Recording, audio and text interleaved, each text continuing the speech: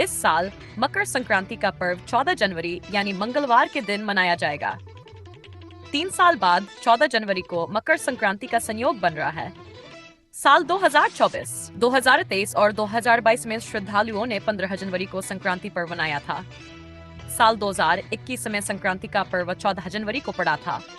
पंचांग के अनुसार भगवान सूर्य मकर राशि में 14 जनवरी को दिन गिरकर 58 मिनट पर प्रवेश कर जाएंगे। इसी के साथ खरमास भी समाप्त हो जाएगा। इसी दिन मकर संक्रांति का पुण्यकाल दिन भर रहेगा।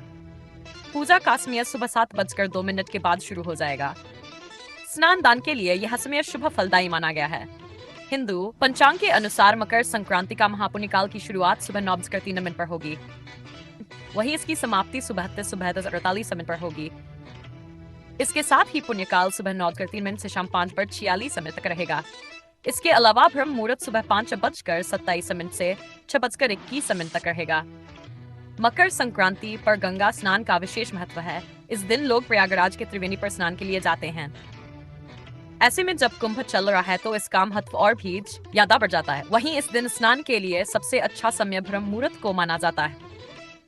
इसके साथ ही महापुण्यकाल और पुण्यकाल में भी स्नान करने का विधान है। माना जाता है कि इस मौके पर गंगा स्नान करने से भी कष्टों का अंत हो जाता है, साथ ही मोक्ष की प्राप्ति होती है। कहते हैं कि इस दिन भगवान सूर्य की पूजा करने और उन्हें उनका प्रिय भोग चढ़ाने से उनकी कृपा प्राप्त होती है। तो आइए इस मौके पर सूर्य नारायण को किन चीजों का भोग लगाना चाहिए वह जानते हैं।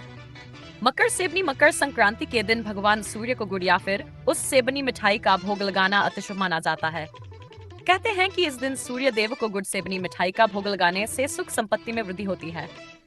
खिचड़ी मकर संक्रांति के दिन खिचड़ी खाने और सूर्य देव को उसका भोग लगाने का विशेष महत्व है।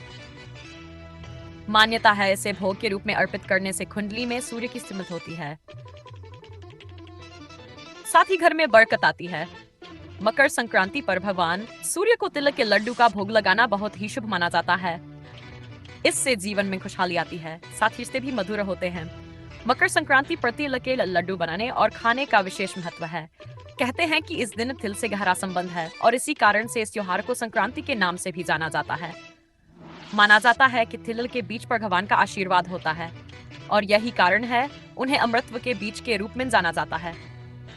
मकर संक्रांति के अवसर पर सलाह दी जाती है कि शनियारा के दुष्प्रभाव से बचने के लिए मंदिरों में काले तिल चढ़ाने चाहिए। साथ ही गुड़ और सफेद तिल से बने तिल के लड्डू का सेवन भी करना चाहिए।